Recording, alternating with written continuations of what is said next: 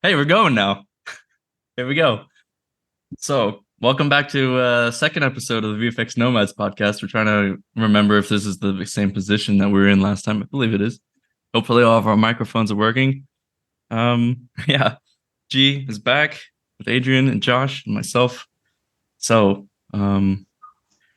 what were we just talking about? You were kind of mentioning you were in Japan and the temples. What were you saying? Oh yeah, G's trying to get us all over to Japan. So G's moved. G, you've moved in Kyoto, right? You were in Kyoto and you've moved to Kyoto in a different place now. Yeah. So 3 months ago, I was in Tokyo, and then I moved to Kyoto, crashed with my lady, and we just now moved to another place in Kyoto. What's the difference? What dog is that behind you, Josh? It's a Chow Chow. That's Morris. A big fluffy lazy one. Called Churro, which actually we were using as reference. Tony, do you remember on Shang-Chi with Morris? And we were using him a little bit as the fur reference on for Morris, one of the characters on Shang-Chi. And I was basically trying to make him a taxable business expense, my dog, but it didn't quite work out. It's perfect fur. I need him for work. So yeah, it's there we go in the background. But G, how's Kyoto doing, man? You mentioned that you moved to a bigger place. You said to hit the shrines at like 4 a.m. or something. You got an amazing forest near you, did you say? Like bamboo forest? Yeah, it's really great. One of the biggest tourist attractions here is called Arashiyama. It's a bamboo forest. But by the time it hits like 9 or 10, the place is absolutely packed. Especially like in the summer, it's an absolute nightmare. So the best thing to do is to get there around like 5 or 6 a.m. You get that nice golden light coming in, and there's almost no people. Are you an early riser, G? Do you wake up early naturally? In general, hell no. But my girlfriend is, so I'm trying to adapt that. I'm trying to become that because I feel like people have an advantage when they wake up super early. Yeah, that's what all the motivational speakers say. You gotta wake up at 4 a.m. What's that Navy SEAL's name? Jocko. You gotta wake up at 4 a.m. Start working out. Yeah. I like to do the opposite, which is stay up extremely late and then barely wake up. So I'm more of a night person. So that's what I do. I just eat we're all eating time from some area, and I'm just eating it in the late hours because it's the same kind of thing. It's like when people like waking up early because no one else is awake and it's quiet. And this is the same reason that I like staying up late, is because it's like suddenly things go very quiet. There's no distractions. You can't really go anywhere. You have to like put your head down and do work. That's when most of my like videos and stuff are getting made. Have you guys ever heard about that sleep cycle, like the Uber sleep cycle or something, where you awake for 2 hours and then you sleep for half an hour and then you're awake for 2 hours and you just keep doing that. And if you miss one of those 30-minute ones, you're just gone. You just can't do anything. You're useless. Some guy tried doing it at university. I think that Adrian does that. Sleep on sofa. Yeah, that's how Adrian that's really extreme. No. Yeah, I remember when I was like go ahead. I have like a perfect math equation for sleep cycles, and it's like 1.5 hours for myself. It's like I can sleep like 4.5, 6 hours, 7.5, or 9. And anything outside of that, I'm completely depressed. But if I just nail those amounts, it's for some reason it's like, I mean, I'm not sure how much of it is placebo. But you said that's one of the bonus contents for your course, right, Adrian? The sleep video, the sleep course at the end of it. Advanced sleep guide. Yeah, exactly. Do you actually take a siesta in the middle of the day in Spain? I know that's kind of like a thing. Like, do you actually go for a power nap or something like that? Not really. I don't think siesta is a thing for 99% of Spain. Okay, it's just the hot nights, huh? Yeah, similar to the bull races and stuff like that. It's paella is a thing. Paella is a really good thing, but not the others. Speaking of being sleepy at work, that was always the nightmare when we were in the office. Because in comp, right, generally the rooms were super dark. So if you went to lunch and had like a big carby lunch, man, was it brutal. Being in that dark office, it's a little bit warm and your eyes are like quite squinty. And it was like, oh God, it was those were tricky times. So that's easier at home because at least you can like set your light levels a little bit to keep you awake. But I remember actually when I started NPC, when I was showing the compositing room, I thought it was a joke they put on the new guy where they turn all the lights off. And then I get in there and I'm having to use the light on my phone to see where the keys on my keyboard and see where I put my headphones in. I mean, Adrian, you're in that room as well, right? The shower, as it was called at NPC. Yeah. And it was like, I remember every year when we had our Christmas party and they'd put the lights up and it was like, what the hell? This is where we've been working. This is disgusting. It was brutal. So I don't think any of that is necessary. Like we can put the shades down like at Trickster, but we keep it pretty lit. Like if we're doing like a space shot or something, yeah, okay, we're gonna put it down more. But I don't think there's anything productive about keeping human beings in a dark room. It's not, we're not coal miners or something. I don't. I've had that experience too, and yeah, I just fall asleep after like an hour. I'm just like, oh man, and there's nothing you can do about it either because you shine a light too bright, and then somebody behind you's like, hey, can you turn the light off? Because when you're in a dark room, any light is going to be brighter, right? Because it's contributing more than anything else. So that's just, I don't know, it's a recipe for disaster, I think. Man, I was the only compositor in a room at DNEG in London. And I think everybody, we had a great relationship with everybody in the room, but I think everyone low-key hated me as a comper. Because I was always the guy that would shut the window or shut the blinds. For the first month, like nobody said anything, but eventually, like as we got more comfortable with each other, people would be like, "Gee, really? Again?" Yeah, that was. I had the opposite experience at DNIG where I had an animator in my room full of compers, and the animator goes to open the window, and everyone just like looks at him like, "What the fuck are you doing, man?" Hopefully, everyone's working on the same exact type of sequence. Because the opposite can be true, right? If you're working on like a sunny sequence in your dark room, you're just getting blind and your retina's being burnt in. And you're like, oh god. Yeah, exactly. But if you're working in space, yeah, you got glare on the screen. You're like, I can't even see what I'm doing. It's like you can't. Actually, speaking of the light, this kind of like this not exactly related, but Adrian, a little while ago, I think after the talk we did with the Foundry, you mentioned how those LED panels you can't make them darker or something, right? Or you can make them darker, but it's like the light flashes basically slower, which it's a nightmare for the camera. Is it possible just to talk about that? Because I find that so interesting to like think about, and it's something you never in all these things that big up LED panels, they never talk about all these technical problems. Yeah, it's a big one actually. So that's something I learned way later than I would have needed to, but that's how I learned it properly. So LED panels in general, they do not dim down. They just turn on and off many times. So if you want to make them darker or you send a dark value to them, they just flash on less times so that you see them darker. So basically, that's what it's called, like multiplexing issues. When you are sending dark values and you shoot it the values through the camera, the frequency of the light is actually less because it's not the frequency of the LED. It's like one of each 5, for example, let's say, or one of each 1,000. Yeah. So it's just flashing on, and the camera can see it. So you can start to see like bands moving up and down and all sorts of artifacts. So that's one of the many things that happen there. That's like a big combination of things to keep in mind. Is there a way to kind of keep those out of sync, or is it just pot light and you just keep that's just how LED panels work. Yeah. One way to improve it is like just increase the frequency of the LED panels in general, so that what was like 5 cycles now it's 10 or 20, but like there's no real solution to it. That's one way to improve it. Another way to improve it is just gain everything up, like the content before sending it to the screen, and then just expose the camera down, like, and defilter, or that's kind of the story. Jeez. Someone was telling me actually that kind of, it reminds me a little bit of what I heard. I don't know if this actually is legit. So on Lion King, I heard that they were rendering overexposed to make their renders less noisy. That was the thing. And then they would be, I've got no idea though. Part of me is like, but that doesn't make sense. But that was a little rumor I heard. It might have just been someone drunk in a pub who doesn't even work in the VFX industry, to be honest with you.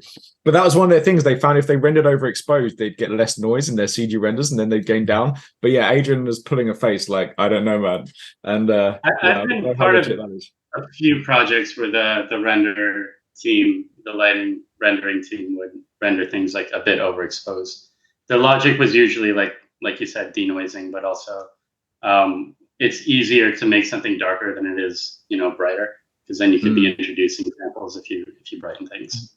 Mm. In an ideal world, sorry. No, go Just, for it. just like in an ideal world where you just render everything linear with all the bit depth in the world, that shouldn't be any difference. But I can guess how rendering equations would take values that are really dark and just discard them, or reduce the number of decimals there, or just like whenever there's dark stuff, just do optimization. I see the equations floating over your head right now. I guess it could be like rounding errors or something. I'm not really sure. Yeah, it kind of makes sense, I guess. Yeah, like there's all sorts of optimizations, I guess. So, but in a linear world, there shouldn't be any difference. No, exactly. I don't understand. Yeah, I didn't think so either. But there we go. Fun times. Have you guys ever had to denoise renders in production? Dude, are you really asking about? Of course we. What It's a loaded question. No, never in my 10 years have I had to denoise a render. They've always come out. Very recently actually. You guys have had noisy renders. What is a render? Yeah, they're always perfect. Oh my god, yeah, that's isn't that the kind of the joke? It's like at some of the better companies, like maybe Weta or something, they render and then you match the blacks and everything's good. Add some smoke, and I'm sure even though there's like issues. I don't know, Adrian. I think you're the only one that worked at Weta, but I don't know. I'm not sure how it's done, but I know that their CG team is ace. It's very good. So the only thing I can say is the compositing team is really big as well. So that's really kind of pointing to the fact that there's compositing going on. I mean, one thing I found at ILMV's like NPC was that notes maybe the NPC would push into comp, the ILM would push into lighting. Obviously, it depends on how long you've got towards the deadline, but it was like, hey, I can do that in comp. And actually, they would go, no, actually, we want the lights to do it. And most of the reason why actually is super smart, because if the lighter maybe changes that light value or whatever in their scene, then now they can render that through 20 shots, right? Whereas if you get, say, to one compositor, right, you make that light brighter. Now, maybe 20 compositors now got to do that same take on that note, and they're all going to be slightly off and nudging. So you're kind of trading people hours for computer hours, basically. And at some points, you want to flick between people hours when you've got less time to render, and then you want to flick between render hours at the start of the project. So yeah, that's what I found anyway. In between those, maybe it's probably the same at Weta, to be honest with you. That's why the stuff looks so good. Yeah, I mean, I think some companies, as you said, they kind of lean more on either the CG side or the 2D. They just lean towards their strength, right? And they go, they're like their captain is a CG guy or their captain is a compositing guy, and they kind of do the tricks on one side or on the other side. I think it's really important for a compositor to be at a place where there is really bad CG, so they know how to fix the CG. So they when they get to a place where there's good CG, they still know the tricks. Because there's a thing as a junior where you want to jump right to the best company, and actually you probably want to slowly get there and go through maybe some of the commercial houses or something where like things aren't as perfect. Because if you get to a place where things are perfect and then they have one bad render, you won't know what to do. You'll be totally lost. One thing I found at ILM though was like it would be you'd kind of just be expected, if something broke, to know how to fix it, right? So it's not like things wouldn't break that much, but when they do, it's not, you couldn't say, oh well, I'm not used to do it. It's like, no, like you've got to know how to fix this thing, and that's why they hire those people. So, but yeah, I'm with you, man. I mean, I've had to like spline. I remember I had a shot once with some hair, and it was missing every other frame, and I was having to like corner pin and make frames and all sort of patch it, and it's like yeah, it's nuts. And you can start getting a really good reputation if you can do that stuff, right? Because as you say, like there's not many compers. There's a time where like if you know comp well enough that you can just kind of solve these weird issues and be like, okay, it's fine, I can actually just hack that thing together and things. I mean, what are your go-to, speaking as we started kind of talking about this with denoising renders, what are your go-to denoisers? I mean, mine's generally throw the reduced noise node on every single pass, and then use motion vectors as well to maybe increase motion blur in certain areas and things like this, and then using like rank filters and medians. Have you guys got any particular tools and techniques that you like using for that? Technique-wise, I'm usually taking one, or if not all of the ones you mentioned, and going right to the spec. By like if it ain't in the spec and if it's in the diffuse, then we kind of risk softening the entire image a bit too much. But usually, like the biggest offender is generally that spec or the reflection. Yeah, I'm with you. I'm a big fan of the motion vector denoisers, where basically, in a nutshell, takes the frame after, brings it to the current frame, and takes the frame before and also warps that to the current frame. So then you have 3 frames that are essentially different parts are on top of each other, and then you do an average of those 3, and that'll reduce the noise. You can do like a 3 frame or a 5 frame average. It depends on what you're doing. Like if it's an environment and it's noisy, it's like kind of perfect because it's like slow camera move as an environment. On characters that are moving quite a bit, it doesn't work as well. That new motion blur node is great. I mean, it's based off of Real Smart, isn't it? The one that came the in, motion blur from Nuke. Yeah. I'm talking about I'm talking about it's motion called vector stuff, right? It's called like a motion vector denoiser. It's using motion vectors from the CG to basically eye distort frame before and after to the current frame. So it's stabilizing basically. Yeah, stabilizing the. Yeah. That's great if you have vectors. Sorry. Right. That's great if you have vectors. Yeah. Yeah. If not, you just have like the vector generator thing or true. something Yeah, similar that you can just make them. And there's also like once you have like your frame and the neighbor frames together, like looking like your frame, then it's like a matter of choosing if an average type of operation is what yields the best result for your situation, or if it's getting softening, maybe just go more towards a median type, like temporal median type operation. So we just do like median of before, current, after, and.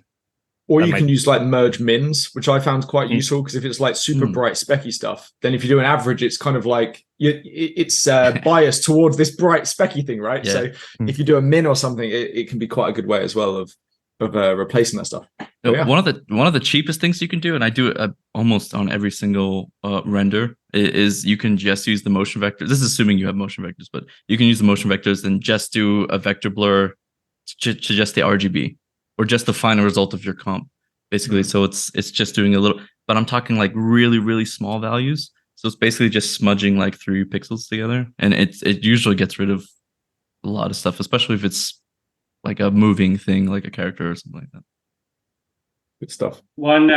Just one last thing I'll say about the whole doing companies like leaning on comp versus leaning on CG. In the early stages, you really see the signs when like the bidding wars start happening, and like the lighting soup or the CG soup and the comp soup are sitting in a room together, and the VFX soup or whatever, and everybody's brainstorming and going through like what numbers to put on which sequence, and like let's say this sequence has a fire whip and then a green screen and this and that. You kind of have to nip it in the bud early as the comp soup. Because the lighting or the render, the CG soups will generally try to have things like if you see the signs where they go, how about we do all of this in comp? Or how about we just render it like this because it's faster for us, but we'll just streamline it so that comp will fix it for us in the end. It's just something you have to just like catch early. And will they actually say it though? Will they not try and keep stuff in their area then? They'll prefer to kind of...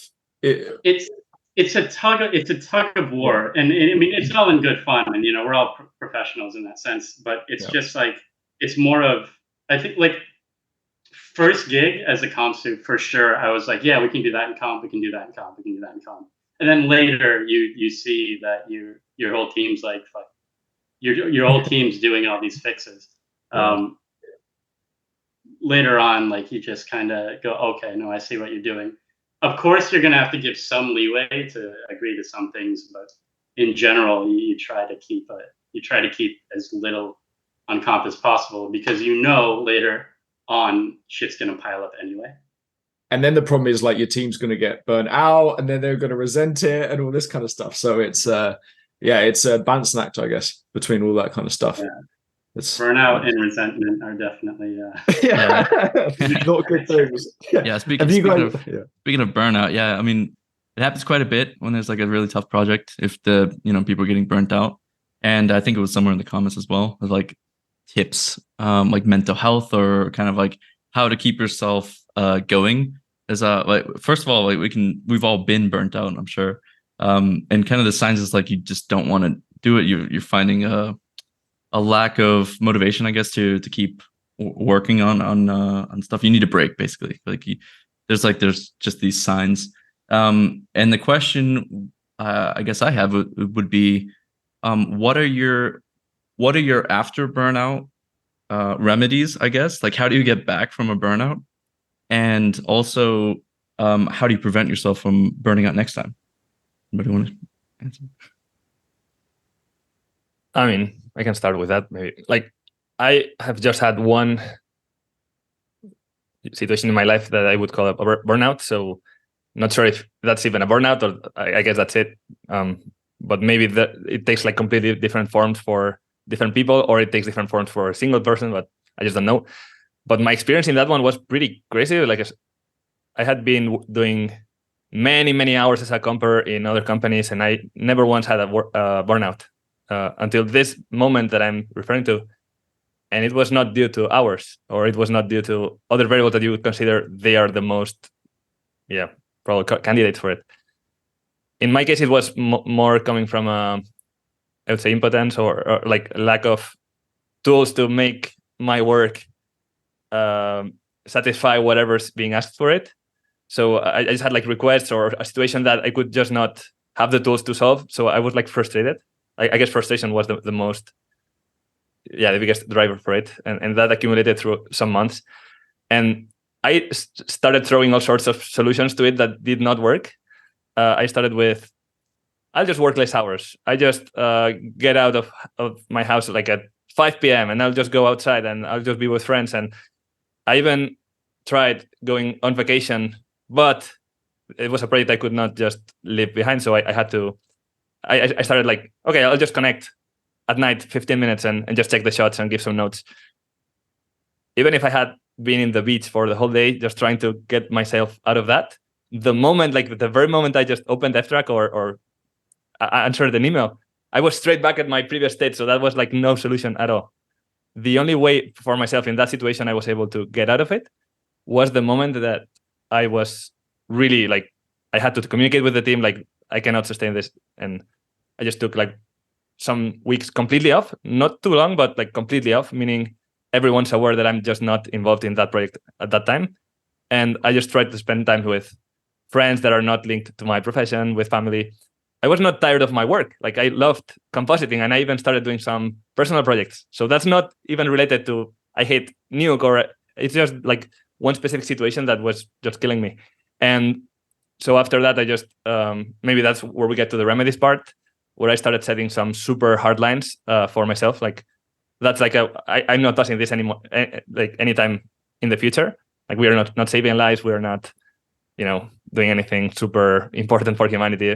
Maybe it is. But. Do you think that, I think we're talking about like the remedies versus the prevention. Do you think that what you were doing, trying to remedy it, would have worked as like going to the beach for a bit? Do you think that would have worked as a preventative measure, but it didn't work after you had already burnt out? Yeah, exactly.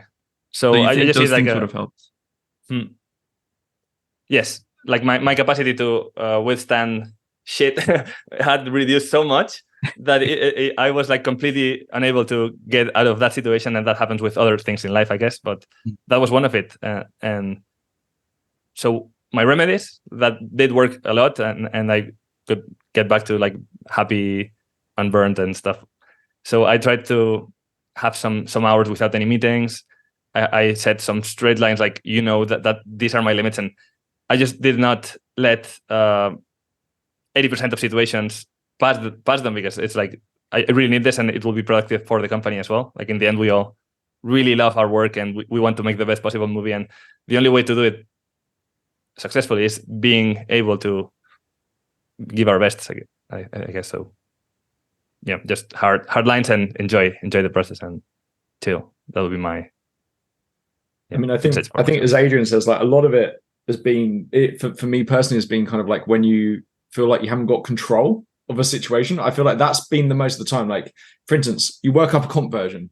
No one's told you that you're getting, the lighting's going to change, and then you get new lighting, and then you have to work up another comp version, and then you get new light and something else, and then the anim changes, and then you got to, and it's like, I think that's the bit that for me has always felt like has been the biggest impact with that stuff. And for me personally, I think that's why maybe like Adrian, you found that you could do your own Nuke things, because that gives you control again. And it's like, right, this is the fun part. And for me, it's basically the same. I think it's important to have something that you care about at least as much as your work. So obviously we all really love what we do, and that's why it can have this impact on our mental health.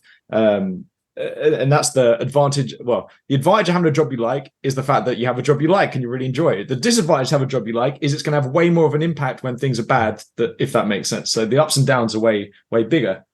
But I think if you've got something that outside of it that you care about as much, or like a personal project you can work on, like for me it's my teaching stuff, right? Like, okay, work at the moment maybe isn't the best, but okay, I can maybe just do what I need to do on that stuff and then throw more of my attention into my teaching stuff. So I think, and that can be anything like hobbies, passions, etc. Like there's a VFX supervisor at DNED called Giacomo Minio, who was the VFX supervisor in Oppenheimer.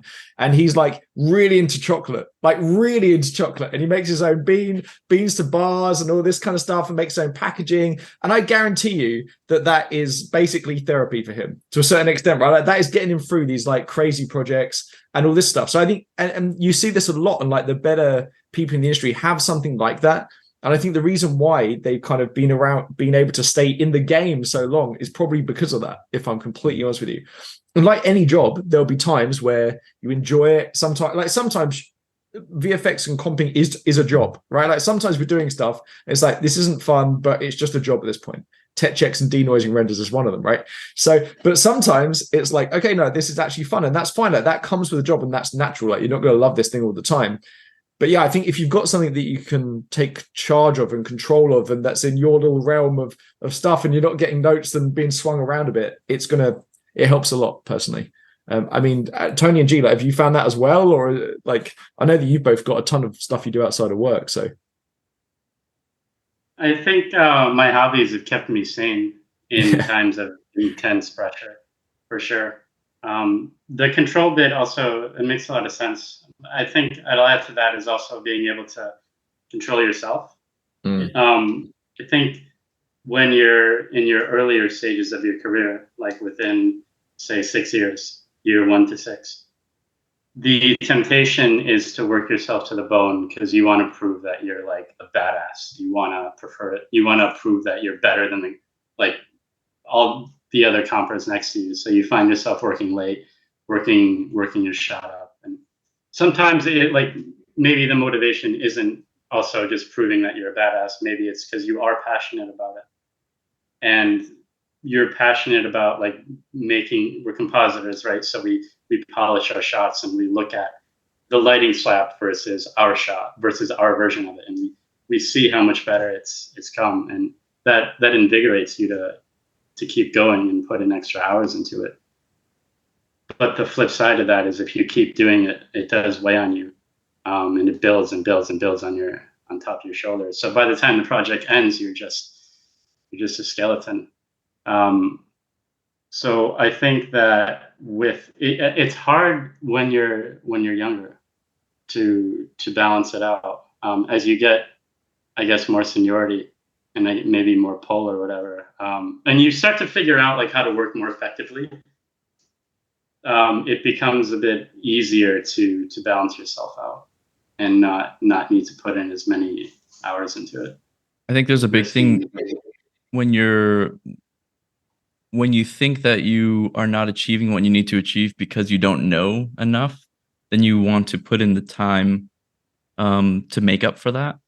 And as you said, when you gain more seniority, you're like, actually, no, I'm doing the best. This is the best I can do, or this is an average rate. And then you realize that, oh no, this, you'll still try to put in the more time, but you're being very efficient. And then it's sort of the justification that you're putting in the time is not there, because I know a lot of people are like, oh, but if I had known this, I would have got it done sooner. So I should put in more time because I got to make up for the time that I didn't know something. But when you're a senior or a lead or anything, you have to I keep the strict boundaries. No, I can't work 10, 12 hours a day, 14 hours a day. Because you'll just lose your sanity, as you said. I mean, I think another thing I found with juniors and mids is they kind of overpromise. They do it the opposite way of they should. So they kind of feel like they should say, yeah, I can get that done at the end of the day, no problem at all. And then they maybe don't hit the notes, or they rush out a version that doesn't look very good, but yeah, technically they did a version. And that's not what production and VFX soups want. They want someone who's just like consistent. So it's like, no, I can't do that for here, but I'll be able to do it for tomorrow at this point. And I had recently when I was leading this sequence of work, I had this like chat with this junior compositor, and basically production were like, right, we need you to get these 2 shots out to this junior compos in my sequence, 2 shots out. Do you think you'll be able to get them done by end of day?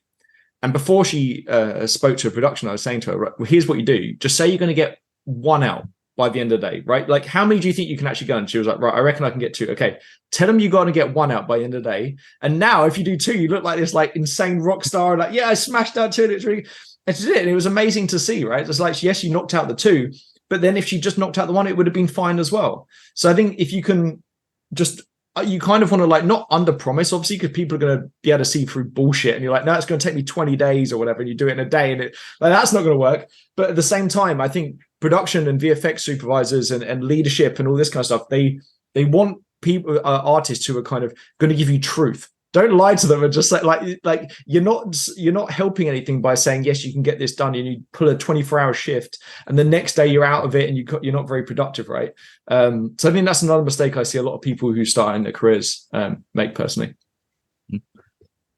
Yeah, well, what you were saying about like kind of misleading coordinators or like accident, I'm not, people aren't not doing it on purpose, but yeah, that's definitely something that people, they don't want to be like caught. They try to over guarantee something is going to come when it's actually, it's smarter to, it's a negotiation process. It's like, look, I don't think this shot's going to make it today. Like nobody wants to hear that, but by saying stuff like that early, you know, coordinators and production people, their whole job is a schedule. Like everything's moving pieces. A lot of times, they're guaranteeing like a certain amount of shots out that week. Say it's 10 shots. And so sometimes they can, okay, this shot has a problem and it's not going to make it. We can grab a shot from next week if it's early enough, and we can just swap it out because it's more of a numbers thing. It's like, hey, we're going to guarantee 10 shots. So it's when people are in their own situation, you know, they feel really embarrassed or really, you know, like the pressure's on them. But it's better to say it early, like, hey, look, there's a problem with the CG. There's something going on. I don't think I'm going to get this done, versus getting to Friday night and being like, oh, yeah, sorry, I didn't think that I was going to get this done, but I didn't tell you. And now we're missing one of the 10 that we were promised. So from their point of view, it's definitely better to be told on Wednesday so that they can plan, they can shift everything around. And so sometimes juniors don't understand that, or mids don't understand that, but that's what's going on behind the scenes. I mean, communication is definitely a very vital skill, doing it properly. I mean, I guess an example of this, Tony, is like I've been teaching now for, I don't know, like 7 or 8 years after work on Mondays and Thursdays. And I've never had to cancel any of my teaching sessions because work forced me to. Because I've always been very open in production, saying, look, I'm really sorry, I can't do overtime Monday, but I can try and do the shot on Tuesday, etc., or Thursday. And for me personally, I will cancel some sessions because I don't want to take the piss, obviously, and I need to get stuff out.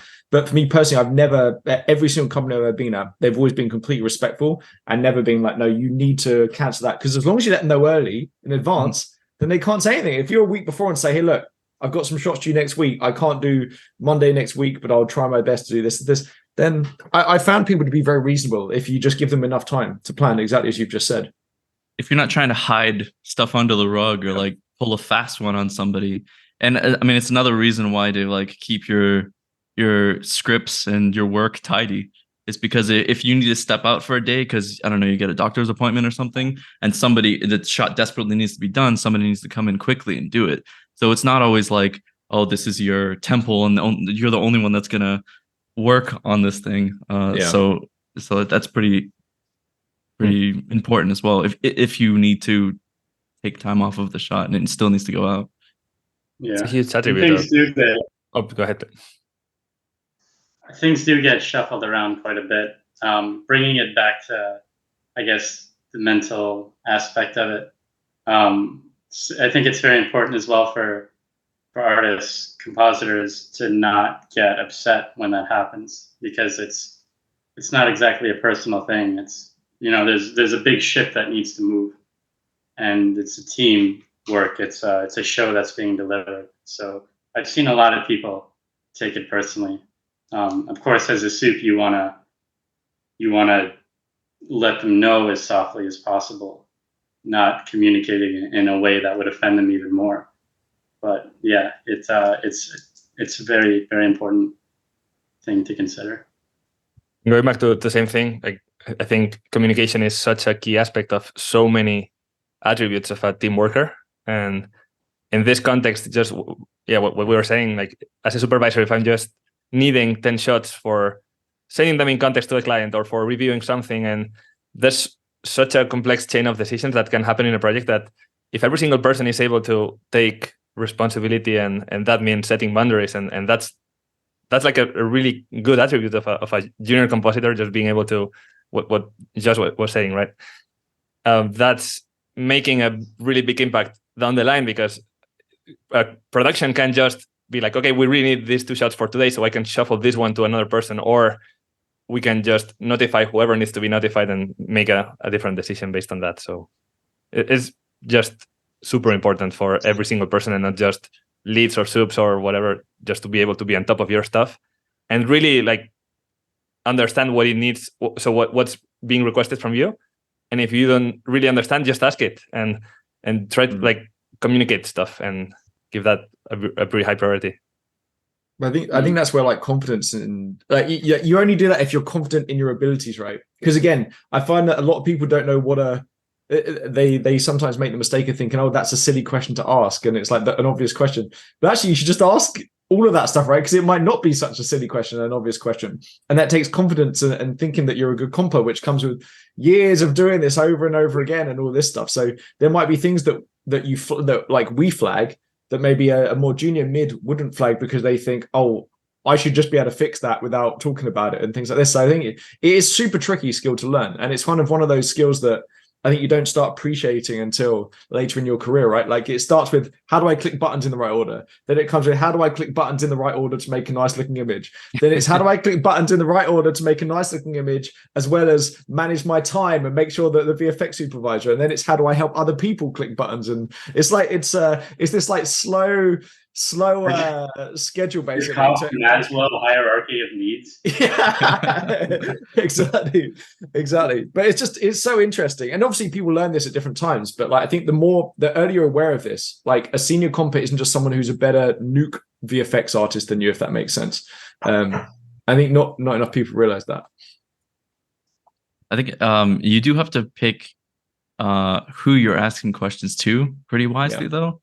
I think I used to have this line either on my CV or something like that, but it was like, my job is to make my comp supervisor's life easier or something like that. That's my main purpose.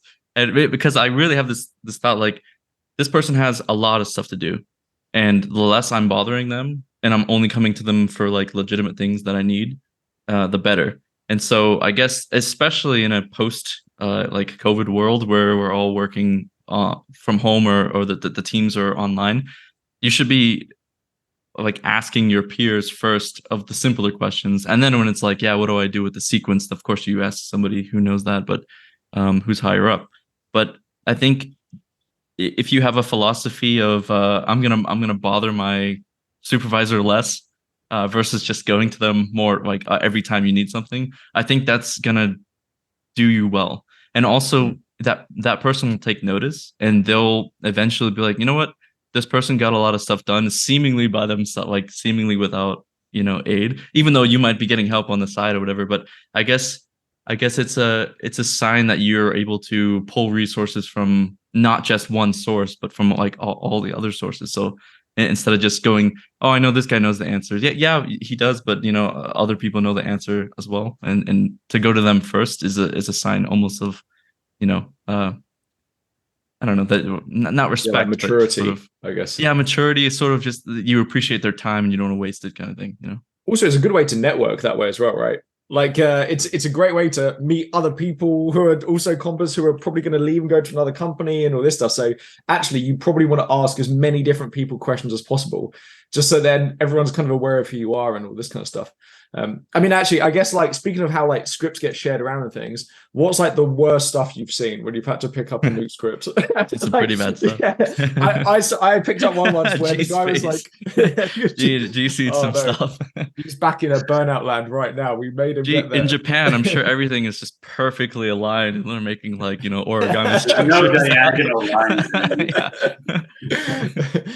I remember I picked up a script once, and the guy like, so you do a Luma key, and then trying to be kind of like look smart, I guess, he would then shuffle that Luma key into a new channel called like Luma key for the sky, and then shuffle that out into the alpha before he used that as a mask for gray. And he was doing that everywhere. And you couldn't figure, I mean, Christopher Nolan would have loved that stuff because it was like layers within fucking layers within layers. But it was insane. And I had to remake this whole shot, like working out where this mask had been like created, and then it was shuffled out and read. It was insane. But yeah, it's there was another guy as well who was known for his scripts would look like, you know how those images where they gave like a spider LSD and shit, and like the spider web's insane. That was his Nuke script. It was that was not a fun time. How about you guys? What kind of nightmare stuff have you picked up? I think the worst was for me was when the transition between Shake to Nuke happened. I'm dating myself a little bit here as a dinosaur, but you know, that was around the time of the printing press, right? G, was that around the time of the it was before that, actually. 1500s Germany.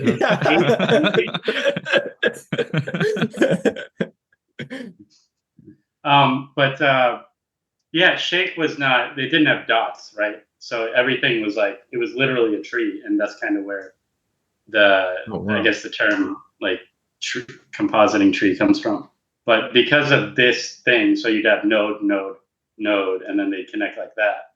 Also, it'd be like a triangle. Your script would be like that, basically. Kinda, yeah. Or it would just like, it would be a triangle that would just go one way or another. But for some reason, things just crossed a lot more back then. We didn't have genius tools like stamps and stuff, of course. Mm-hmm. But when that transition first happened from Shake to Nuke, and all the Shake artists jumped onto Nuke, you would see people comping the same way. And I don't even think we knew what dots were back then. But the introduction of like L-shaped structures really improved the overall organization of Nuke scripts, I would say. Yeah. I would say the worst ones I see today are people that are coming from Fusion and think that they should comp in Nuke the same way that they comp in Fusion. Was it right to left? Is that... Yeah, like you know, there's nodes side by side and everything's going left to right or whatever it is. And mostly those are like maybe people from other departments that do slot comps and stuff. But when you run out of time and you have to take this person's shitty slap comp and put it in your comp and use it, you know, and that's not saying that all like CG people are like terrible. Some are better. There's different ranges, right? But Nuke is not their primary software. So, you know, somebody might have to use Fusion all of their life, and then they just comp in the way that Fusion works. But then you have like an organized script and then just one section of like effects, and it's all just a mess or something like that. That can be really bad because you even if you organize it and then they update it, it's like, okay, now you have to somehow replace it, but you already did all the work to organize it. That can be like really bad sometimes. Yeah, I also remember like so many things. Well, one of them, like just comping with the B to the side, A upwards, and hiding inputs brutal. Sometimes. So that combination is killer. If you put that together with, at some point, just going upwards again and starting from somewhere that's higher, those three factors together like are a complete nightmare. Because like you can spend 2 hours trying to understand what something is doing, and then you just end up at a merge node that's disconnected, and all of that was the branch that was not used. So it's the one I hate is unders, because the B pipe looks like it's going down and you're disabling it, and you're like, why is the background turning off when I disable this merge node? It's because it's set to the fucking background is connected to an A input and it's merge node set to under. Or like using a merge node to do your pre-mult, but what you do is you make like a merge node set to over or something and put the alpha in the mask, and it cuts. I don't know how you do it, but I've seen that a few times. It's like, what the hell is this, man? Yeah, it's like the classic is there's a pre-comp on the CG. So there's a pre-comp RGBA output, but then there's still masks coming from position pass. So you're like, wait, you're not saving yourself any time, and you're still alive. And yeah, that can be frustrating at times. This reminds me of a horror story I heard once. It was a company, and someone picked up this script, and it was basically like 6 different versions of the same shot, all like then comped together at the very bottom of the script. So it was like version 1, 2, 3, 4, then key mixes where they'd like grabbed this person from this version, this one from this, and it's like, where do you even start if you have to make a change now? It was just it's brutal. Oh, you know what? That reminds me, like, one I hate is like if you'll have the B, and then you'll have this complex tree, of course, and then you'll have another complex tree over here, and there'll be like a dissolve at like 0.2. Oh, no. Comp version 2, comp version 100. I was about to mention that one as well. Oh, dude. Actually, that brings us onto like a rule. I mean, actually, it'd be interesting what you think, but I always got taught never fucking touch the mix of a merge node, like ever. Just grade the alpha, basically, in regards to that. And if it's plus, just grade the RGB. Do you guys touch mixes of merge nodes? Because it's hard to know whether you actually it's being done or not, and it's not expected. My rule is, if you're gonna do that, if you have a label in the merge node that's like mix colon and then the mix value. My merge nodes have that automatically. My merge I have an equation in my merge node that if it's set to 1, it's nothing, and if you slide it, it comes up with a label. So you have a knob default set with them. Yeah, it's a knob default that says I can put it somewhere or something in the comments. And that's great. So conceptually, as long as there's like some form of that where you label. But I like what Josh. It's something I'm recently actually doing. I don't know who taught you that, Josh, but that person deserves a medal, because I think it's a good way to think about it. Because so you say you have an effect, and it needs to be reduced by half. So you could either mix it down by half, or you could put a multiply 0.5 like there. Yeah, right? grade the alpha. Why not? Grade the alpha or whatever. Like but it can be done on the side that's not in the merge node. So then if you need to do another tweak, then you're starting to have to do math. You're like, oh, what's 1/3 of 0.5? Okay, now I'm gonna. Or you could just make another node and put it to 0.33 or whatever. Yeah, another grade node underneath. And you can just reverse that, so you could just stack a bunch of merges, and obviously you can like go back to it later and concatenate the values or something. But the benefit of doing that, I think, and it's what probably the person told you, is that when you just grab that area, you don't expect necessarily that the merge node has anything to do with the whole area, the section of the tree that you're grabbing. So if you just like copy it and paste it into a new script, you'll be wondering why it doesn't look the same, because a lot of times you won't remember to copy the merge node. So I think it is really healthy conceptually to like, okay, everything that needs to be done is in that, like, I don't know, backdrop or anything. And then it's just a plain old plus, and that's, or plain old merge over or something like that.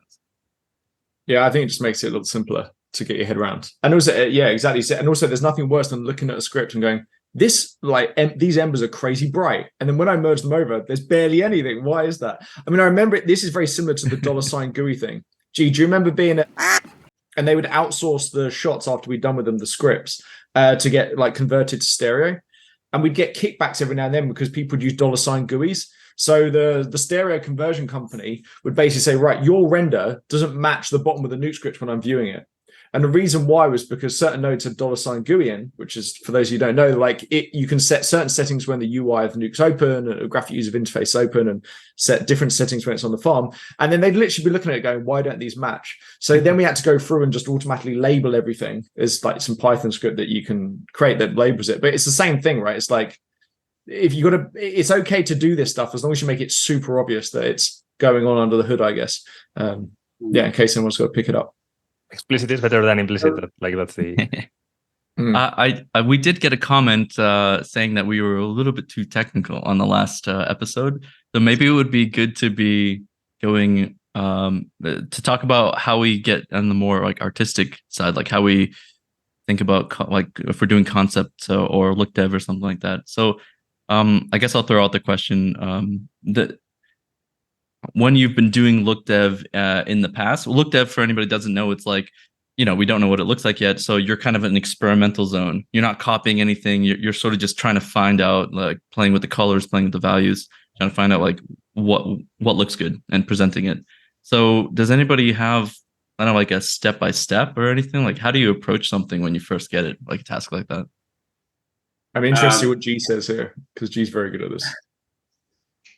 Step one is to communicate, bringing it back, but figuring out what they want and asking for references of things that they like. And I think step two is building your own database of references of things that they might like. And one thing that I find really helpful in the beginning, if we're just specifically talking about look dev, is defining the palette. And while let's say you have like a full CG shot with like an ocean and boats and stuff, and there's like mist, and you're trying to figure out like what's the tone here, because that's look development is just conveying the story. So you want to know what's the story point. You want to know what story the director is trying to tell, or the cinematographer is trying to tell in the situation. So I think locking that down in the beginning is good.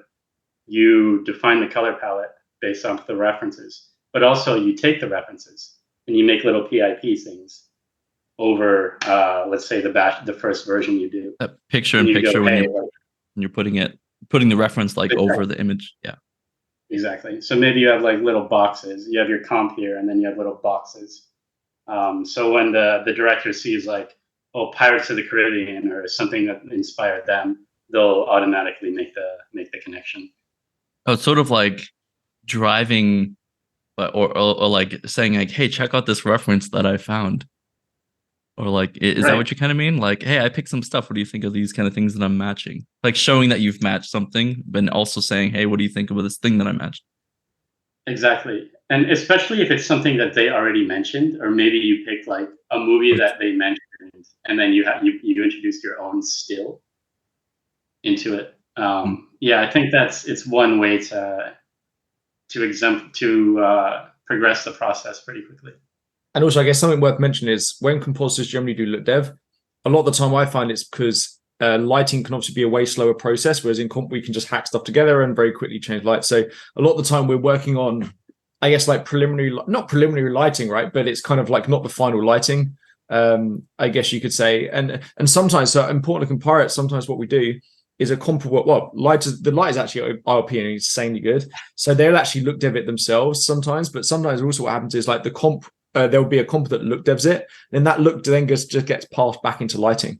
Because if you think about it, if you've been adjusting light groups, then you've got all those values that they can just kick back into their 3D scene to a certain extent.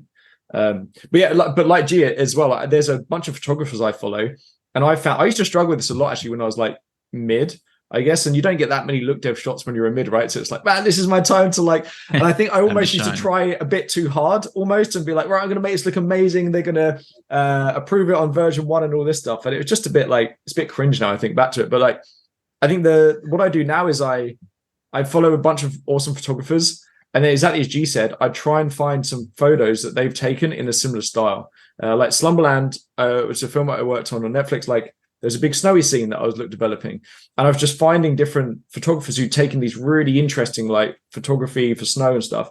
And then it's no different than you almost, obviously it's a bit more creative, but it's no different than you necessarily like matching to a plate, because you're kind of like matching to a photograph. So you can say, oh, in the distance it's less contrasty and it gets less saturated and all this kind of stuff.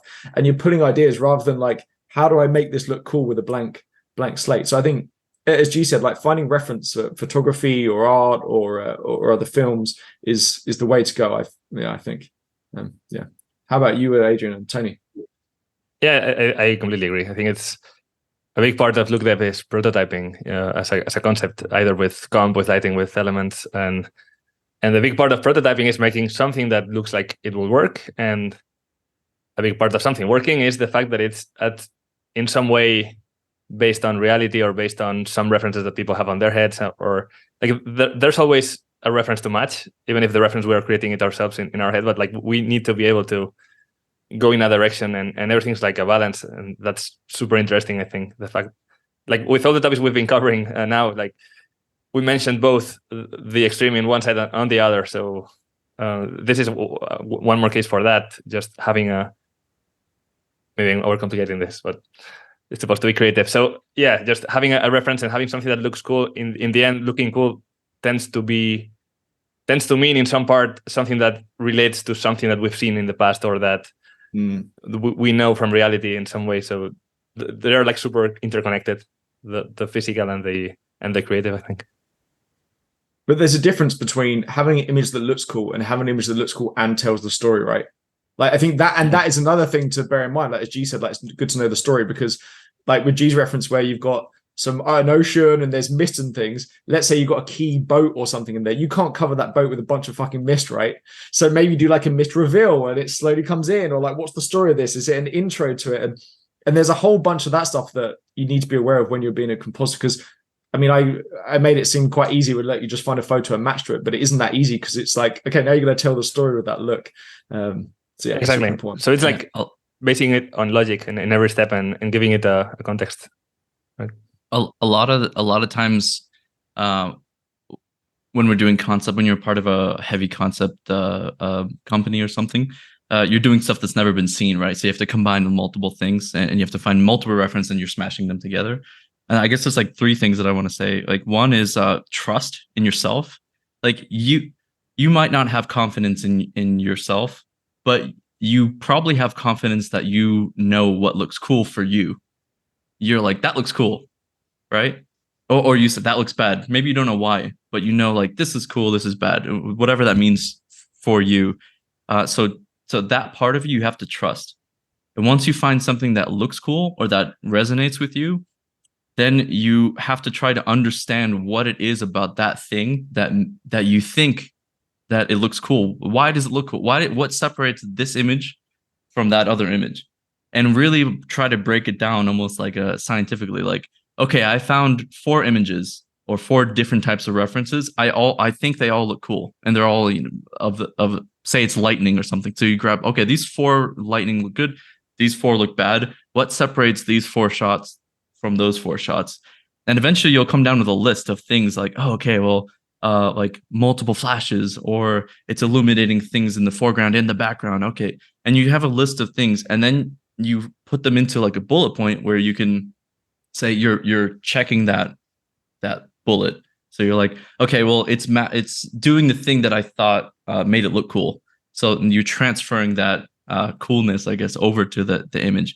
And another thing, I think you mentioned it before, Josh, was like when you try to get something, I'm going to smash it. Version 1, it's going to. So there's a problem with that where it's like you want to hold on to it until you think it's perfect, and then you want to like show it. But actually, it's better to work smart, like lazy. This is the time where you can be messy, you can be lazy. You want to be as quick and efficient as possible so you can get an idea across. You cut all the corners that you need to cut, because it's not about efficiency. It's about finding a look. And once you found it, then you can go clean it up. Then you can go make a template out of it and do whatever you need to do. But working in half resolution, or, you know, using a lower quality instead of a defocus, use a blur, like stuff that's making you work really fast, especially if it's an animated thing like a gun blast going off or something. Like you need to be working fast, and whatever you can do to work fast is going to help you show more things and get to the result that you want to get to quicker. I mean, actually, I guess speaking about like what you think looks cool and why, something else to be aware of is what your eye biases towards, like you personally. So for instance, I speak to a lot of compers who kind of like, I mean, I'm one of them. I like things quite glowy, and I over bias towards something that's glowing. I was speaking to other compers who had the same thing. So like, I can't remember where I saw it now, but this person was saying like they basically take what they think is a good glow, and then they multiply it down by like 0.1. Right, and it's like that. Then that's like a legit glow that everyone else is going to think is good. So the glow rule. That's right. Yeah, exactly. So like there might be like you saturate up too much, or like maybe make things too bright or too contrasty.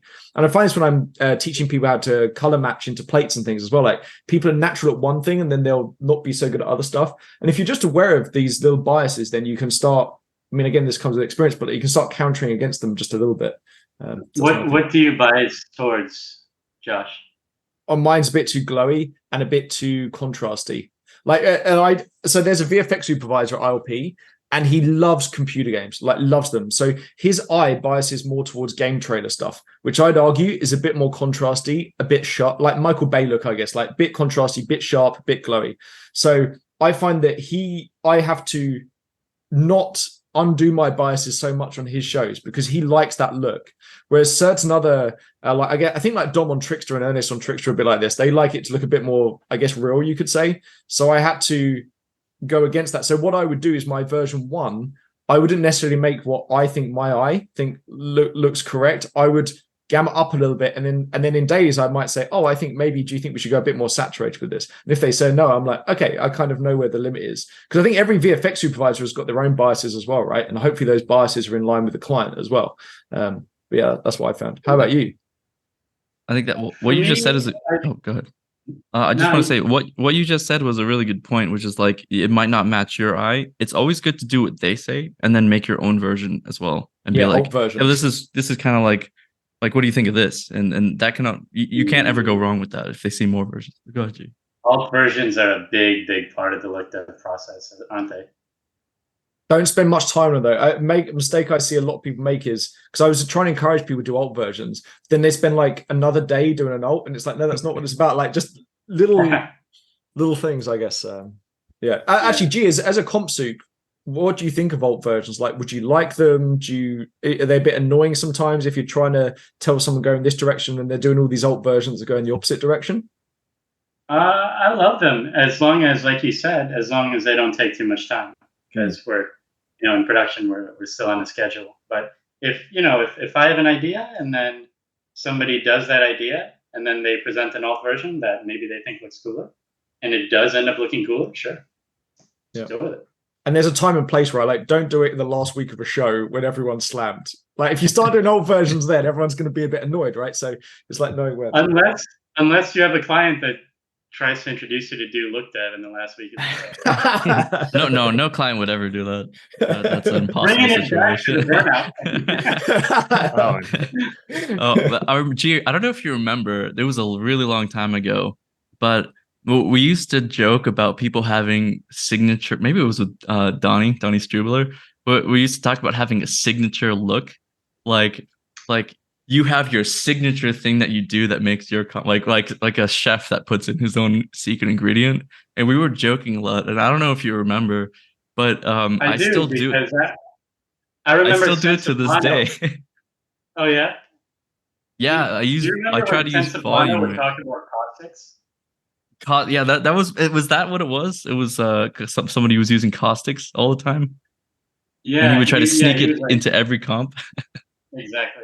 Wait, so what's the tip he gave you, Tony? So you try and like sneak one particular look in your shots. Or? Yeah, imagine this thing is your thing. Like you added this like a grunge texture to everything over the entire and that's your thing. Or I think in this case it was like you're adding caustics. Like you have an image of caustics and you're putting it on. And I think mine was volume rays or like God rays or something.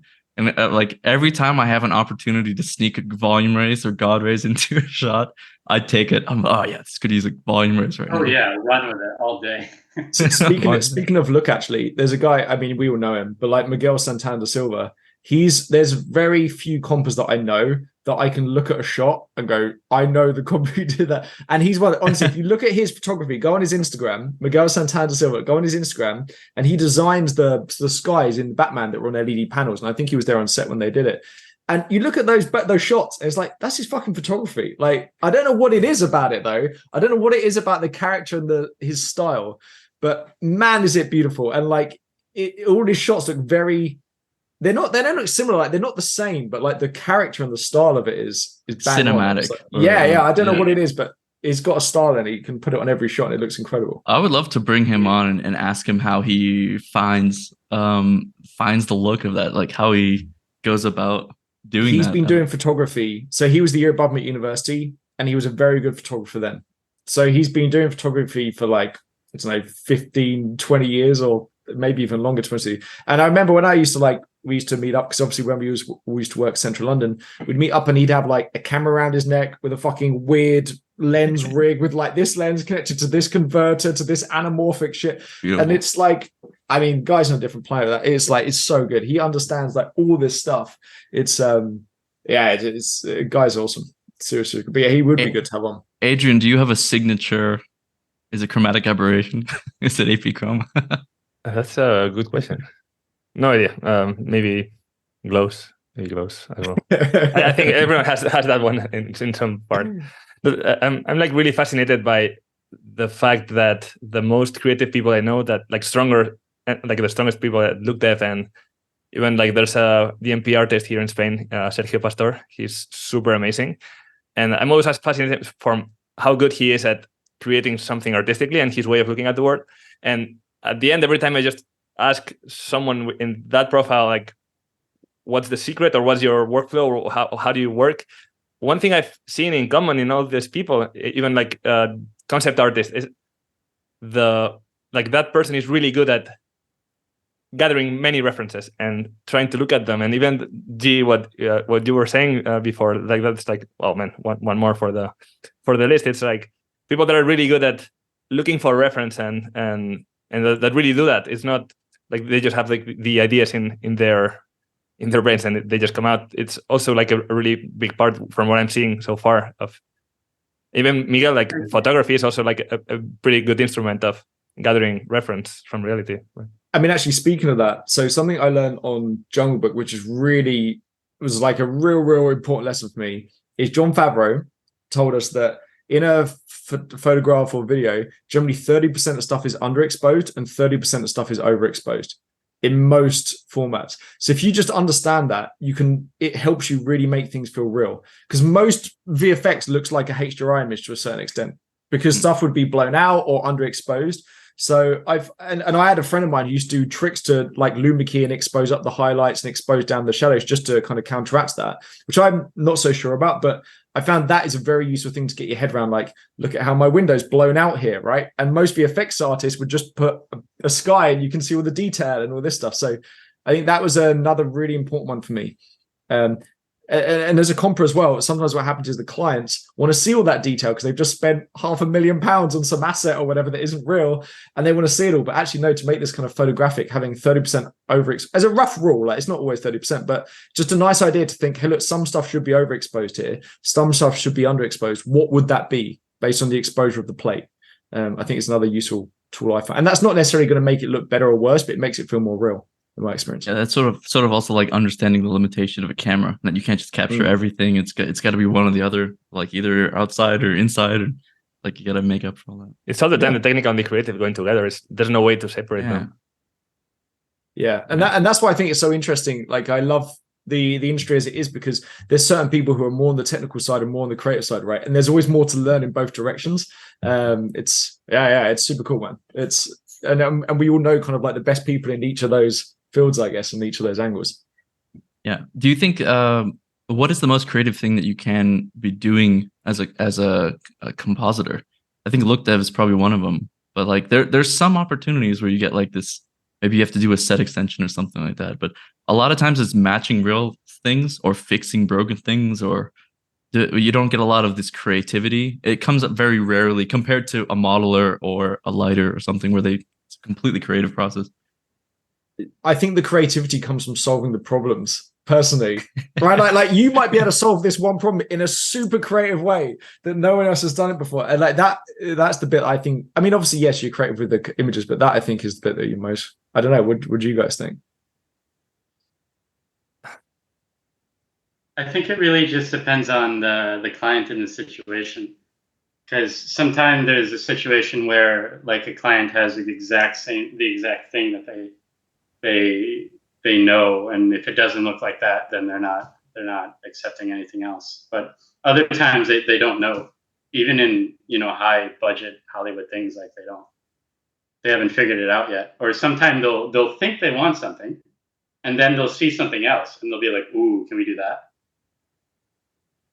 So yeah, it's just I've seen all of the above happen, I guess. But another thing is like if it's like a heavy effects situation, comp tends to have a lot of power you mentioned earlier, Josh, like about speed. It would take like effects and lighting maybe a lot longer to generate some kind of interesting effect, like a flame thing or something, whatever. I think it's a strength we have as 2D artists, is we don't have to go through this whole like complex rendering process. We can just like quickly do a distortion, quickly do a fire. We take elements, we do a lightning, we do something like this, and we can present that to the clients in a quick manner.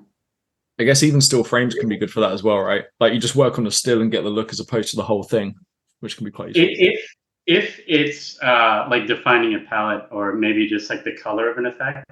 But another thing that I think we find ourselves doing a lot and looked at is timing, because they want to know, I guess, how quickly a distortion is or how fast the after effect of something is, et cetera, et cetera. Yeah, or rendering like a very small, the most important part. Like, yeah, I don't know, render 100 frames. I can render 20 frames and get the idea of timing or something.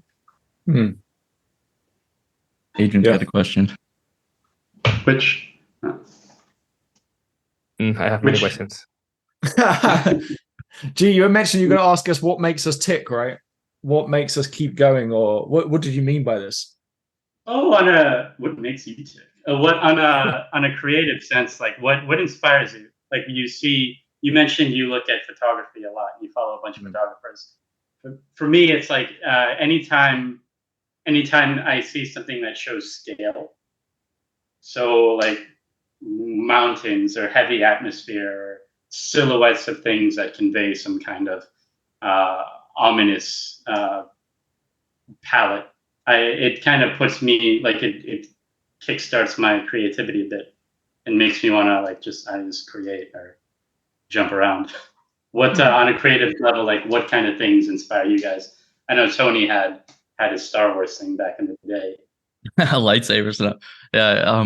No, I would say the same. Like environments really do it for me. Like as you just said, like when an environment, like always these opening shots where it's like setting the scene and there's sort of this ambience. Nothing really is happening, but it's placing you into the world.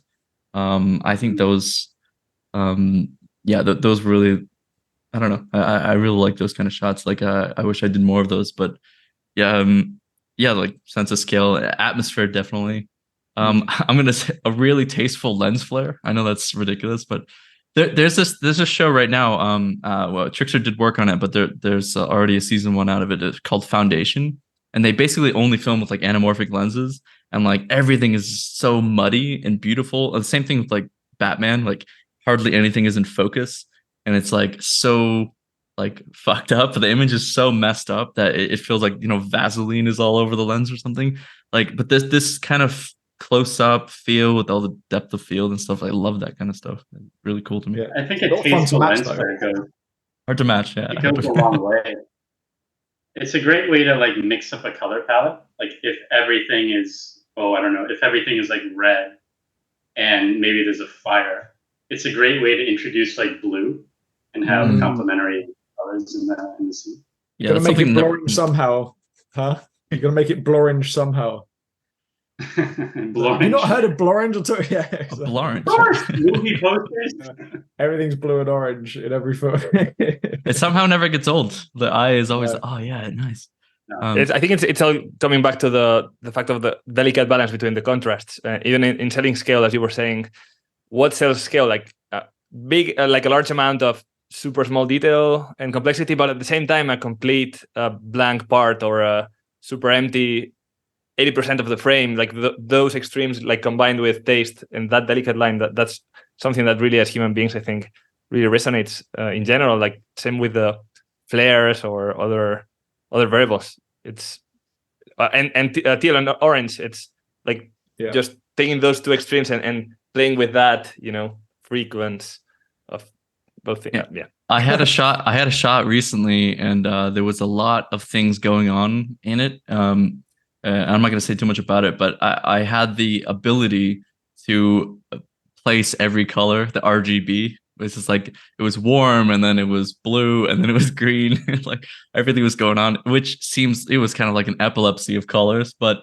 to me that was like personally satisfying. Oh, I got the whole palette in here. It's like all these like purples. Did you just take the color wheel and multiply it with your image? You're like, I just took the color wheel and spinned it. I just spun it around the image. Actually, interesting point on this. I don't know how. Again, this might be another Josh bullshit point, but I read a book a little while ago, and it was about kind of how our eye naturally likes to make the color white. Like we like having the whole color range, which is why blue and orange are so good because they're opposite sides, which keeps our whole color range. So if you have gray next to orange, our eye will tint it blue, and vice versa. So our eye always tints neutral tones to be kind of the opposing color to try and kind of complete that range. So again, that's not necessary. I mean, it's going to help you a little bit in compositing, but it's not going to help that much. But it's an interesting way that our eye works. That one's great, actually. Just the fact that the white point of the eye is just the average of whatever sum of lights there's in the scene. Mm-hmm. So why is a cloudy day completely white? Because you don't have two light sources that are different that you have to average together. If you have two light sources, then one has to be warm, the other one has to be cool. That's why the sky is blue and the sun is yellow, right? If you just have sky, and if you just have the blue sky, it's just white. That's just the light temperature. That's an amazing thing to when you first balance. Yeah. Oh my god, man! Everyone's going to be going outside and seeing the world in a whole different way. Adrian. You've enlightened us all. This is slowly becoming some sort of weird cult, a white balance cult. one of the hardest things to do that I found in comp, or one of the most common notes is like, okay, it's blue and orange, but it can't be anywhere in the middle. Okay, it can't be. Another good one is like, what is it? It's blue, blue, but it can't be magenta. Basically, like you can't mix it. So like we don't want any purples, but we want it to be, red and blue. And you're like, wait, you have to like find all these ways to like not let them mix. It's kind of strange. But on Slumberland, like I had these like snowy shots, which were like nighttimey blue. Like when there's a lot of snow, it goes this like weird bluey color or weird orangey color. And in the shadows, I was putting, because I didn't want to add like more blue into the shadow areas. It's just going to look a bit like it's just going to be too much blue. So I was adding like touch of magenta into the shadow. Like I guess what G was saying with the flares, right? What's a different way to add a color? And that was quite useful. Like just putting like a not super saturated, but a little light purple into the.